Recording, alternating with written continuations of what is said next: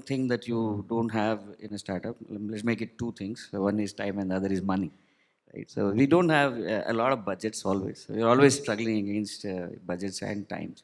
So you have to think out of the box. You have to, look at avenues where you don't really need to spend money, but at the same time, the candidate needs to actually be treated well because that's important.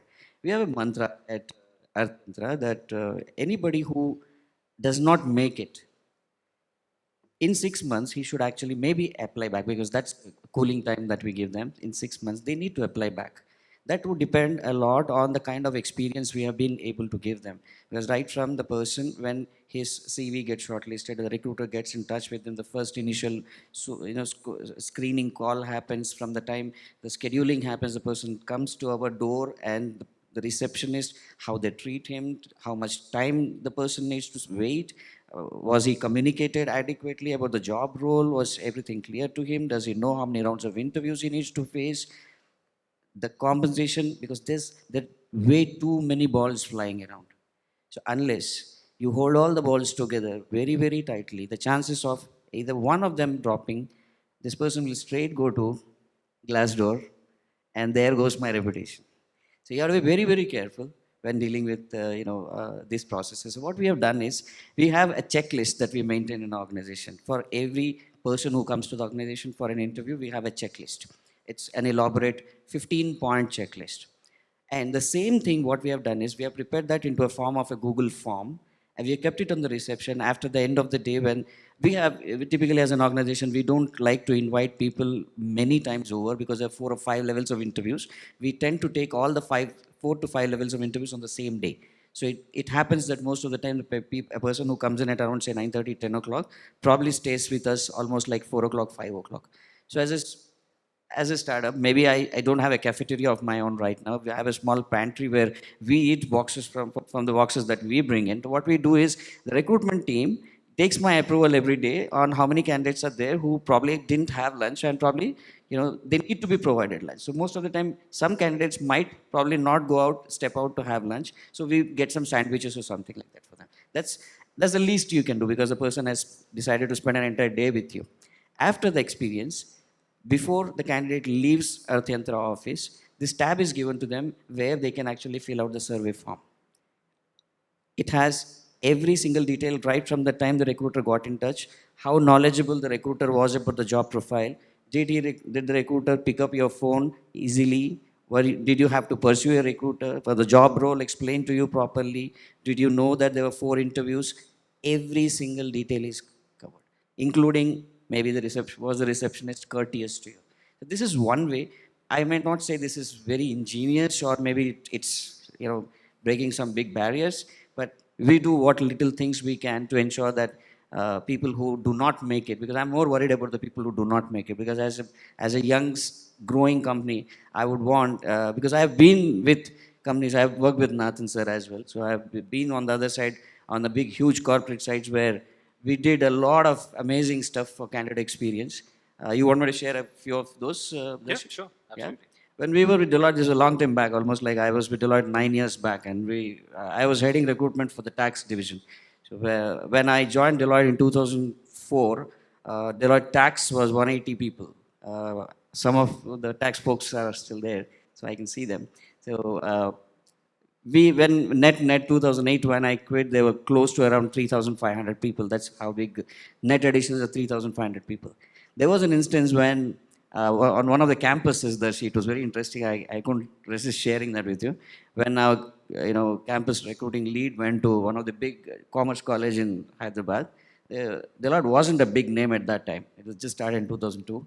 And the college is Badruka. And the placement officer actually asked her, is Deloitte a cab company?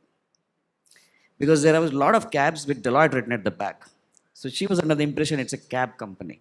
So when I went back, I felt like someone has abused me, because I went with all that big four pride, that I work for Deloitte, and how can someone say like that? Me and Sheen, I'm sure Sheen was someone who was vice president recruiting. So I see some of the people whom we work together also here. So we decided in 3 months' time we changed the scene. every single commerce college in Twin Cities, we actually put up our, because as Deloitte, you cannot have a lot of investments into advertisements and all. So what we decided was we printed tons of, Deloitte wall clocks. We ensured every single commerce college classroom, HOD and principals will have that. And then we worked on a lot of long-term campus relationship building where we reached a stage in 1.5 years, the next 1.5 years when we went back to the same campus, we she told me, the same lady who told me that, are you a cab company? Actually asked us, like, we're getting admissions nowadays saying, if Deloitte comes here for hiring, we will join you. So that's how we actually changed the scene. Thanks for that one. I think one of the other big challenges that we're facing in the industry that's quite unique, especially in the IT world, equally so in the ITES world, is that we go through all this challenge and we meet so many people and we kind of get them to tell us about how the recruitment experience was. We give them an offer letter, um, and then about 10 days later, he or she tells us that, you know what, I can't join you. Or worse, doesn't even turn up on that final day. It's a heartbreaking feeling. You feel like you've been abandoned by your wife or your groom or your bride, and on your wedding day, you're really heartbroken. You don't know how to deal with it, and then you say, hell with it. I think I can do better. So what is that better? What could we have possibly done to ensure that we stay in touch with the candidate through that period? I'm also conscious that within this room and the various organizations that we represent here, um, notice periods tend to range anywhere from a month to 3 months. And for some senior folks, it could be even possibly higher. Um, so what are some of the very interesting things that we are doing in our current organizations to address this?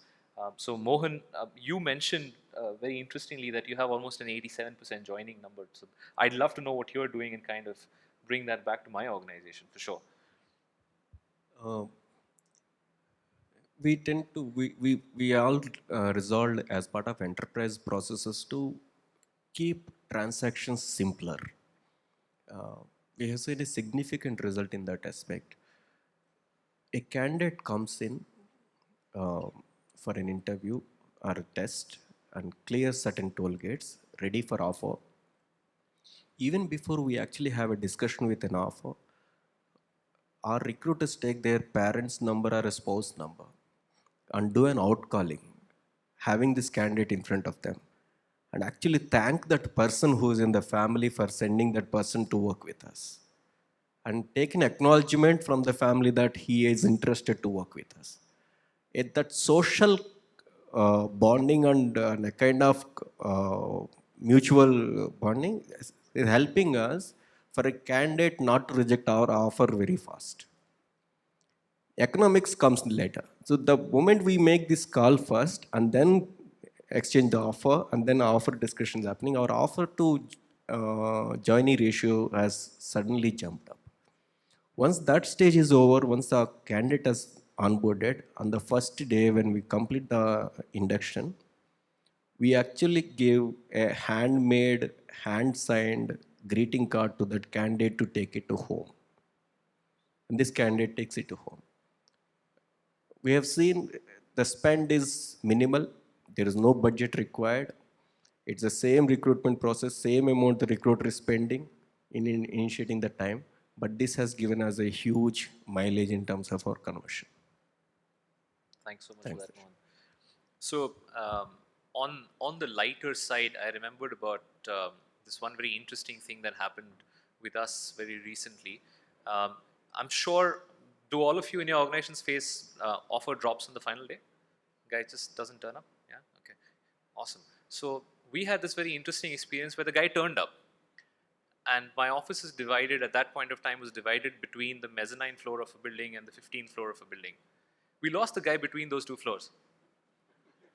So he joined, he came, he turned up. And then we said we need to go from the mezzanine floor to the 15th floor, and we lost him somewhere there. I don't know where he went. I don't know why he ran away. But that was a true runaway bride kind of a situation that we had, some time back. Um, I think the other example in terms of the candidate connect that I can kind of bring out is we've done a bit of a digital solution. We have partnered with with a startup called SmartUp, and what SmartUp essentially has done is bring content of the organization in a mobile platform to all our candidates. So when we send out the offer document on a mail, we kind of also ensure that there is a small link to download the app either from the Google Play Store or from your Apple Play Store. And what it does for you is it allows you to download the app, and the app then allows you to read a lot about the organization. We've also gamified the experience. So one could ask, what's the difference between just giving them the link to my company? They could just go to the link and see what DBS is all about. Yes, but we've kind of made that simpler, and we've gamified the experience to say that once you complete stage 1, only then will you move to stage 2. There are questions and quizzes and gifts that if you do well in the quiz, you would get on your joining day. There are chocolates that we send across to ensure that that's actually happening between the time that the offer has been actually made and they've joined us. Now, here's the very interesting bit. We found a direct correlation between the number of people who actually download the app, play around with it, and those who don't, and the number of people who join us. The guys who don't are most likely not going to join us, right? So that's where the recruiters would spend a lot more time calling up those particular folks and creating a little more of a human connect there. And that's a good example of where technology is helping me, because if I have 100 offers in the market, at times calling up 100 people will be difficult. We do all of that stuff. We bring them over to our office and keep those candidates, connects going. But the digital interface helps us to kind of focus and narrow down who we need to speak to a lot more often as compared to the others. I think the fifth dimension that we wanted to talk about today is diversity. I don't think there's a need or rationale for a diverse workforce, and I don't think that's really up for debate anymore in 2017. But I think despite all the evidences and despite the research and despite the intent by the organizations, we seem to be faltering at the very first step, which is recruiting a diverse workforce. All the wonderful stuff that we try to do in our organizations after they become our employees is something that is after they become employees. But what are we doing at the very first stage? How are we ensuring that the gate is really there? So are there any specific things that you're doing in your respective organizations to kind of address this issue? So on that note, I would say we are still in an offline sort of a old world model. We have a model called the Resume program, where we are trying to induct women who have taken a career break and would like to join the workforce. So we have a special program which caters to that need. And the intent is to carve out a certain percentage of roles or positions that are open to be exclusively filled from this talent pool. And then it's a year-long program to handhold the candidates through the whole process in terms of, because they may need support in terms of augmenting their skills or other kind of support in terms of managing their schedule and so on. So there is a program which enables both them and the managers to deal with the challenges that could be unique to this talent segment. And that's a program that we have on. Having said that, where diversity tends to lose out is probably, one could be at a sourcing stage, the second could be what happens through the process of working in an organization. And that is where we have again kickstarted some analytics projects to detect is there bias in how managers evaluate people. So again, this is a potential application of data analytics where you look at various parameters and you're trying to assess, is there any bias? Is it a gender bias? Is it a regional bias? Is it a language bias, and so on and so forth? So is it a generation bias, for example? So there are all these sort of things, and we have even a typical problem that most organizations would start from analytics standpoint is what is causing people to leave my company? Like attrition forecasting, attrition analytics is sort of the entry point for most companies. But here we try to add more hypotheses or questions into it. What is the age of the manager vis-a-vis the age of the employee who left? What is that telling us? Is there some bias at play? Is there some other patterns which are emerging in terms of people unable to work for a certain type of managers maybe? So these are all different exploratory studies. So we are trying to address what factors could cause the diversity factor to go down over the course of employment with an organization. I would also wager that there is a lot of potential once we complete the whole resume modeling to look at how we could increase the diversity at source. Because we can capture attributes related to talent, related to interest, related to different skill sets, differently able, so on and so forth. All we need to be careful about is the process doesn't become discriminatory, nor does it become illegal by any means. As long as we stay clear of those two factors, I think we are well within the purview of what is right to use the data that's available to us to make a more judicious selection call. So I would say we are on the journey. At this time, it's still more manual and a little bit more scrutinized in terms of how we improve the diversity. Harish? Like I mentioned before, it's very advantageous working for a startup. You can take calls very quickly. So we are always biased when it comes to diversity. We're biased towards the women. Right from when we were a 10-member, 12-member team, we had 50% women employees. Today, as we speak, with our 6 joiners today, we have breached the 100 mark for the first time, and we have 49 percent women employees.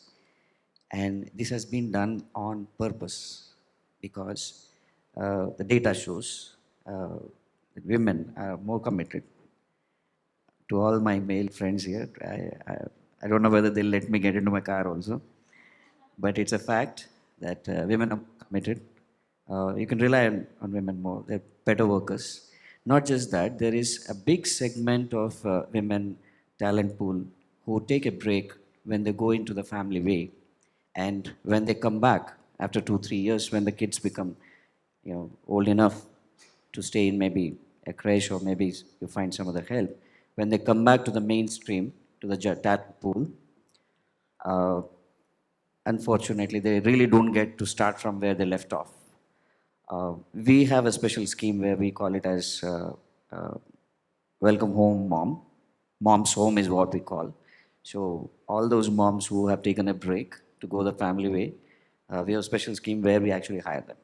So out of the 49%, almost 50% of the women employees are moms who have come back after a break. So and it is working really well for us because when this diverse workforce, we make it a point, we start them at the same point that they were in their careers. We ensure that they don't have to compromise either on the pay or on the grade. So that's important. If someone was a team leader, when someone took a break, we ensure that we give a TL role only. So it's not like, okay, I have you on the mat, so I can actually rip you off. No. So it's been done, and it's working really well for us. And as we grow, we plan to be a 300-member company in the 6 months. That's how rapid the hiring is going to be. I assure myself so that we will stick to this